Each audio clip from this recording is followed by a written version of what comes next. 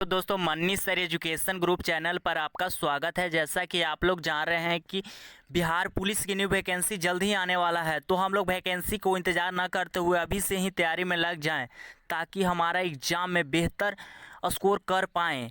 इसके लिए हम लगातार इस चैनल पर बिहार पुलिस भर्ती परीक्षा 2030 के लिए इम्पोर्टेंट साइंस के प्रैक्टिस सेट करा रहे हैं। अगर आप इससे पहले 3 वीडियो नहीं देखे हैं तो आप प्लेलिस्ट में विजिट कर उन सभी महत्वपूर्ण वीडियो को आप देख सकते हैं। तो चलिए हम लोग ज़्यादा देर ना करते हुए पहले नंबर सवाल के ऊपर चलते हैं कि पहला नंबर सवाल क्या कहता है। पहला नंबर सवाल को देख रहे हैं तो पहला नंबर सवाल कह रहा है कि ऊंचाई की जगह पर पानी 100 डिग्री सेल्सियस के नीचे के तापमान पर क्यों उबलता है। देखिए पानी जो उबलता है 100 डिग्री सेल्सियस तापमान पर उबलता है, मगर कह रहे हैं यहाँ पर क्वेश्चन पे कि ऊंचाई की जगहों पर पानी 100 डिग्री सेल्सियस से कम तापमान पर क्यों उबलता है। तो इसका ऑप्शन ए में दिया हुआ है क्योंकि वायुमंडलीय दाब कम हो जाता है अतः उबलने का बिंदु नीचे आ जाता है। ऑप्शन बी में दिया हुआ है गुरुत्वाकर्षण कम हो जाता है क्योंकि गुरुत्वाकर्षण कम हो जाता है पर्वतों पर भारी हवाओं के कारण। ऑप्शन डी में दिया हुआ है इनमें से कोई नहीं। तो इसका राइट आंसर क्या हो जाएगा। आप लोग जान रहे हैं क्योंकि ज़्यादा ऊंचाई पर जाने पर वायुमंडलीय दाब कोची हो जाता है, कम हो जाता है, तो उबलने का बिंदु भी कम हो जाएगा। इसका राइट आंसर कोची हो जाएगा ए, क्योंकि वायुमंडलीय दाब कम हो जाता है और उबलने के बिंदु नीचे आ जाता है। दूसरे नंबर सवाल के ऊपर चलते हैं कि दूसरा नंबर सवाल क्या कर रहा है कि निम्नलिखित में किसमें गतिज ऊर्जा नहीं है।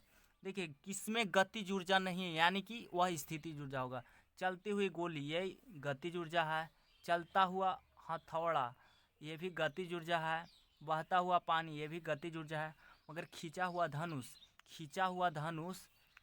धनुष होता है जो अस्थायी स्थित है, माने कि सिर्फ खींचा हुआ है, तो यह स्थितिज ऊर्जा हो जाएगा यानी कि गतिज ऊर्जा नहीं हो जाएगा। तो इसका राइट आंसर कुछ हो जाएगा सी हो जाएगा। तीसरे नंबर सवाल के ऊपर आते हैं कि तीसरा नंबर सवाल क्या कहता है। प्रसर्व ध्वनि तरंगों की आवृत्ति कितनी होती है।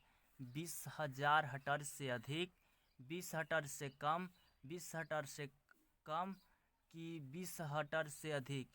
तो प्रसर्व ध्वनि तरंगों की आवृत्ति होती है कितनी, 20,000 हर्ट्ज से अधिक। तो इसका राइट आंसर ए हो जाएगा। आपसे पूछेगा कि 20 हर्ट्ज से कम वाली आवृत्ति को कौची कहते हैं, अवसरव तरंग कहते हैं। अवसरव तरंग कहते हैं, ये भी एग्जाम में आपसे पूछ लिया जाएगा। अवसरव तरंग कहते हैं। देखिए प्रसर्व तरंग ध्वनि 20,000 हर्ट्ज से अधिक होती है। यह कुत्ता, बिल्ली, चमगादड़ सुनता है और मनुष्य श्रव तरंग को सुनता है। कौन सा तरंग को सुनता है, श्रव तरंग को सुनता है। श्रव तरंग की आवृत्ति 20 हर्ट्ज से 20,000 हर्ट्ज के बीच होती है। तो आप लोग ये भी ध्यान में रखेगा। तीसरा नंबर सवाल का आंसर कोची, तीसरे नंबर क्वेश्चन का आंसर ए हो जाएगा कि श्रव ध्वनि तरंगों की आवृत्ति होती है जो 20,000 हर्ट्ज से अधिक होती है। चौथा नंबर सवाल है कि विद्युत अपघटन संबंधी का नियम किसने दिया था। तो विद्युत अपघटन संबंधी का नियम ओम ने दिया था कि माइकल फैराडे ने कि वोल्टा ने कि एडिसन ने। तो विद्युत अपघटन संबंधी का नियम का प्रतिपादन माइकल फैराडे ने प्रतिपादित किए थे। 5वें नंबर सवाल के ऊपर आते हैं कि 5वां नंबर सवाल क्या कह रहा है कि किसी द्रव के उसके कवथनांक से पूर्व वाष्प में, यहाँ पे वाष्प में हो जाएगा, वाष्प में बदलने की प्रक्रिया को क्या कहते हैं। तो ऑप्शन बहुत सिंपल सी भाषा में कह सकते हैं किसी द्रव उसके कवथनांक से पूर्व उसके बाद में वाष्प में बदलने की प्रक्रिया को वाष्पीकरण कहते हैं। तो इसका राइट आंसर ये हो जाएगा। क्वेश्चन कह रहा है कि किसी द्रव का उसके कवथनांक से पूर्व वाष्प में बदलने की प्रक्रिया को वाष्पीकरण कहते हैं। छठे नंबर सवाल के ऊपर आते हैं। छठा नंबर सवाल क्या कह रहा है, छठा नंबर सवाल कह रहा है कि प्रकाश वर्ष किसकी इकाई है। तो प्रकाश वर्ष आप लोग के पता है कि यह दूरी की मात्रक होती है यानी इकाई होती है। प्रकाश वर्ष क्या होता है, देखिए प्रकाश वर्ष होता है जो खगोलीय पिंडों के बीच की दूरी मापता है। जैसे पृथ्वी से सूर्य के बीच की दूरी प्रकाश वर्ष में मापा जाता है, या पृथ्वी से अन्य तारों की दूरी जो प्रकाश वर्ष से ही मापा जाता है। तो आप लोग इसको भी जानकार, प्रकाश वर्ष से बहुत से बड़ी दूरी मापी जाती है। अगर आपसे एग्जाम में पूछ लिया जाएगा कि 1 प्रकाश वर्ष बराबर कितना होता है, तो यह होता है 9.46 10 के पावर 12 किलोमीटर, या 9.4 6 × 10⁻15 मीटर होता है, ये भी ध्यान रखिएगा। चलिए 7वां नंबर सवाल के ऊपर आते हैं कि 7वां नंबर सवाल क्या कर रहा है। निम्नलिखित में से वह वैज्ञानिक कौन है जिन्होंने पहली बार रुधिर परिसंचरण तंत्र की संचरण की व्याख्या की थी। तो आप लोग के पता है कि रुधिर परिसंचरण तंत्र की व्याख्या विलियम हार्वो ने किए थे। रुधिर कहिए चाहे रक्त कहिए, रक्त परिसंचरण तंत्र की व्याख्या सबसे पहले विलियम हार्वे ने किए थे। 8वें नंबर सवाल के ऊपर आते हैं कि वृक्षों की आयु किसके द्वारा वर्षों में निर्धारित की जाती है। माने वृक्ष की आयु किसके द्वारा निर्धारित किया जाता है? इसके भार द्वारा, इसकी ऊंचाई द्वारा, कि जड़ों की लंबाई द्वारा, कि वार्षिक वलय की संख्या के आधार पर। यहाँ पे आधार पे होगा। तो आप लोग के पता है कि जो वृक्ष की आयु ज्ञात किया जाता है वह वार्षिक वलय की संख्या के आधार पर ज्ञात किया जाता है। तो इसका राइट आंसर डी हो जाएगा। संख्या एजापड़ी कर लीजिएगा। पृथ्वी की आयु किसके द्वारा निर्धारित किया जाता है? वार्षिक वलय की संख्या के आधार पर। 9वां नंबर सवाल के ऊपर आते हैं कि 9वां नंबर सवाल क्या कह रहा है। 9वां नंबर सवाल को देखते हैं कि प्रकाश संश्लेषण में पौधों कौन सी गैस का अवशोषण करती है। देखिए, प्रकाश संश्लेषण में पौधे कौन सा गैस का अवशोषण करती है। ऑप्शन ए में है हाइड्रोजन, ऑप्शन बी में है ऑक्सीजन, ऑप्शन सी में है नाइट्रोजन, ऑप्शन डी में है कार्बन डाइऑक्साइड। तो प्रकाश संश्लेषण में पौधों कौन सी गैस का अवशोषण करता है? आप लोग को पता है कि वातावरण से कार्बन डाइऑक्साइड अवशोषित करता है और पौधा जल, पृथ्वी माने भूमि से जल प्राप्त करता है जाइलम के द्वारा, और सूर्य के प्रकाश और क्लोरोफिल के उपस्थिति में प्रकाश संश्लेषण करता है और C6H12O6 ग्लूकोज तथा ऑक्सीजन को कौन करता है? मुक्त करता है। तो इसका राइट आंसर जो हो जाएगा, प्रकाश संश्लेषण कौन सी गैस का अवशोषण करती है? तो कार्बन डाइऑक्साइड हो जाएगा। तो इसका राइट आंसर डी हो जाएगा। अगर आपसे पूछा जाए कि प्रकाश संश्लेषण में कौन सी गैस, प्रकाश संश्लेषण के दौरान कौन सी गैस बाहर निकलती है, तो कौन सी गैस हो जाती? ऑक्सीजन गैस है जो बाहर निकलती है। अवशोषण कौन सा करती है? Carbon dioxide. इसका राइट आंसर कुछ हो जाएगा, डी हो जाएगा। 10वें नंबर सवाल के ऊपर आते हैं कि 10वें नंबर सवाल क्या कहता है। HIV निम्न में से किससे संबंधित है? Cancer, plague, hepatitis, AIDS. तो HIV जो वायरस होता है, ये वायरस होता है एड्स, इसका संबंधित एड्स रोग से होता है। HIV वायरस के कारण एड्स रोग होता है। एड्स रोग होता है। कौन सा रोग होता है? एड्स। तो आप लोग ध्यान दीजिए, HIV निम्न से किससे संबंधित है? एड्स से। 11वें नंबर सवाल के ऊपर आते हैं। 11वां नंबर सवाल क्या कहता है। मलेरिया बुखार पैदा करने वाले प्रोटोजोआ कौन सा है? ए में पैरामीशियम, बी में है प्लाज्मोडियम, सी में एंटीअमीबा और डी में है लिस्मेनिया। तो मलेरिया बुखार पैदा करने वाले प्रोटोजोआ का नाम होता है। मलेरिया बुखार आप लोगों को पता है कि मच्छर काटने से होता है, और यह प्लाज्मोडियम प्रोटोजोआ के कारण होता है, याद रखिएगा। 12वें नंबर सवाल के ऊपर आते हैं कि 12वां नंबर सवाल क्या कह रहा है कि वाटसन DNA की संरचना को सबसे पहले किसने रेखांकित किया? वाटसन एवं क्रिक, स्टीफन हॉकिंस, अलेक्जेंडर फ्लेमिंग, की रॉबर्ट हुक। तो DNA संरचना की सबसे पहले रेखांकित वाटसन एवं क्रिक वैज्ञानिक ने किए थे। DNA का फुल फॉर्म बताइए। DNA का फुल फॉर्म होता है डीऑक्सी न्यूक्लिक एसिड होता है। डीऑक्सी न्यूक्लिक एसिड होता है। तो आप लोग ये भी ध्यान रखिएगा। पदार्थ के परमाणु सिद्धांत सर्वप्रथम किसने प्रतिपादित किया? Rutherford, John Dalton, J Thomson, Niels Bohr. पदार्थ के परमाणु सिद्धांत का सर्वप्रथम प्रतिपादित किसने किए थे? जॉन डाल्टन ने किए थे। देखिए 14वां नंबर सवाल है कि निम्नलिखित में कौन सा एक किसी तत्व के परमाणु क्रमांक को सही निर्धारित करता है? ध्यान से इसको देखिएगा कि निम्नलिखित में कौन सी किसी तत्व की परमाणु क्रमांक को सही निर्धारित करता है? प्रोटॉन और इलेक्ट्रॉन की संख्या, प्रोटॉन की संख्या, आयन की संख्या, की न्यूट्रॉन की संख्या। आप लोग जानते हैं कि इलेक्ट्रॉन बराबर प्रोटॉन की संख्या बराबर परमाणु संख्या होती है। तो परमाणु संख्या ये दोनों से करना चाहिए, प्रोटॉन और प्रोटॉन और इलेक्ट्रॉन की संख्या पर, मगर ये नहीं होगा। क्यों? देखिए, चार्ज होने पर इलेक्ट्रॉन घट जाता है, इलेक्ट्रॉन घट बढ़ सकता है, लेकिन प्रोटॉन परमाणु संख्या को सही निर्धारित करता है। तो इसका राइट आंसर बी हो जाएगा, प्रोटॉनों की संख्या पर सही निर्धारित करता है। देखिए, निम्न में कौन सा आवेश रहित कण है? निम्न में कौन सा आवेश रहित कण है? तो देखिए, आवेश रहित कण के मतलब कि उस पर आवेश नहीं है। तो इलेक्ट्रॉन को आप लोग के पता है कि यह ऋण आवेशित कण है, ऋण आवेशित कण है, आवेशित कण है।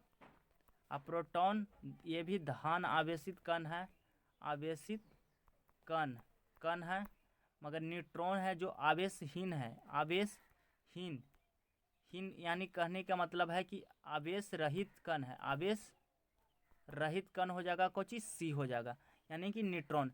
इन लोगों के बारे में हम थोड़ा सा डिटेल कर लेते हैं, थोड़ा सा इससे क्वेश्चन बनता है, आपसे पूछ लिया जाएगा कि इलेक्ट्रॉन का खोजकर्ता किसने किए थे? जे थॉमसन ने, जे थॉमसन वैज्ञानिक ने किए थे। इलेक्ट्रॉन यह एक ऋण आवेशित कण है, ऋण आवेशित कण है, और इलेक्ट्रॉन पर आवेश कितना होता है? 1.6 10 के पावर 19 कूलम होता है, और इसका द्रव्यमान होता है जो 9.11 गुना 10 के पावर -31 kg होता है इसका द्रव्यमान।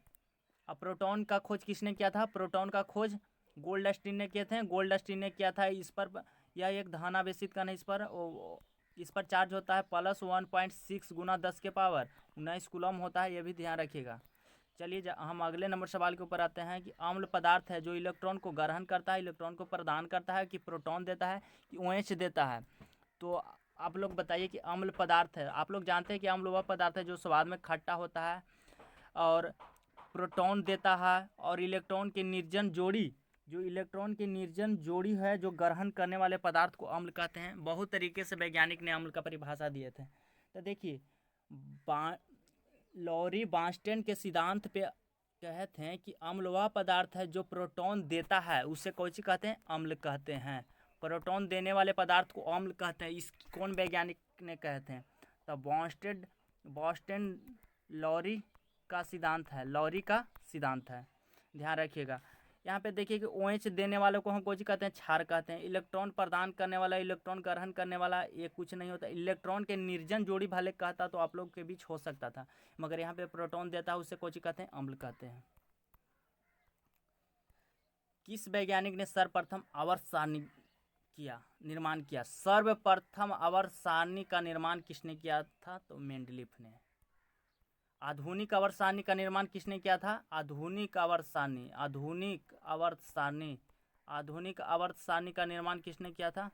आधुनिक आवर्त सारणी का निर्माण मोसले ने किया था, मोसले वैज्ञानिक ने, मगर सर्वप्रथम आवर्त सारणी मेंडलीफ ने ज्ञात किए थे। देखिए, निम्न कौन सा हाइड्रोजन का समस्थानिक नहीं है? तो आप लोग के पता है कि हाइड्रोजन का 3 समस्थानिक है। हाइड्रोजन के कितने समस्थानिक है? 3।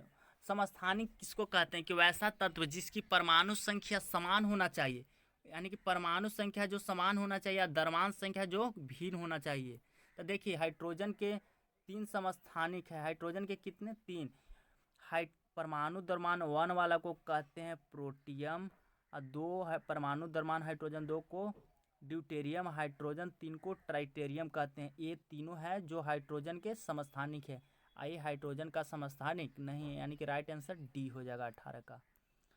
19वें नंबर सवाल के ऊपर आते हैं कि 19वां नंबर सवाल क्या कहता है? एक भारी नाभिक 2 हल्के नाभिक में टूटने की प्रक्रिया को क्या कहते हैं? तो आप लोग को पता है कि वह प्रक्रिया जिसमें एक भारी नाभिक अगर टूटने की प्रक्रिया को हम नाभिकीय विखंडन कहते हैं। कुछ नाभिकीय विखंडन कहते हैं। टूटने की प्रक्रिया 2 हल्के नाभिक टूट रहा है तो वह विखंडन माने खंडित हो रहा है, यानी कि नाभिकीय विखंडन हो जाएगा। चलिए 20वें नंबर सवाल के ऊपर आते हैं कि मानव आँख की रेटिना पर कैसा, माने मानव आँख का जो प्रतिबिंब कहाँ बनता है? रेटिना पर बनता है। तो कैसा प्रतिबिंब बनता है? वास्तविक तथा उल्टा, वास्तविक तथा सीधा, आभासी तथा सीधा, कि आभासी तथा उल्टा, आभासी तथा सीधा। तो आप लोग के पता है कि मानव आँख की रेटिना पर प्रतिबिंब जो बनता है वास्तविक तथा उल्टा प्रतिबिंब बनता है। आप लोग के बताइए कि मानव की आंख में किस प्रकार की लेंस उपस्थित होता है? तो वह उत्तल लेंस उपस्थित होता है। उत्तल लेंस ये भी आप ध्यान रखिएगा। 21वें नंबर सवाल के ऊपर आते हैं कि यूरिया में नाइट्रोजन की प्रतिशत मात्रा कितनी होती है? 50%, 40%, 46%, 42%। तो यूरिया का सूत्र होता है CONH2 तो इसका नाइट्रोजन का प्रतिशत पूछ रहा है, तो वो नाइट्रोजन के परसेंट होता है? 46% यूरिया में होता है। 22वें नंबर सवाल के ऊपर आते हैं कि रेडियो कार्बन डेटिंग से किसका निर्धारण होता है? तो ये ऑप्शन ए में है मानव की आयु, जीवाश्म की आयु, मानव शरीर की बीमारी की, धातुओं की शुद्धता। तो मानव रेडियो कार्बन डेटिंग से C14 कार्बन डेटिंग से किसका निर्धारण होता है? तो जीवाश्म की आयु का निर्धारण रेडियो कार्बन डेटिंग से करते हैं। तो इसका राइट आंसर कुछ हो जाएगा, बी हो जाएगा।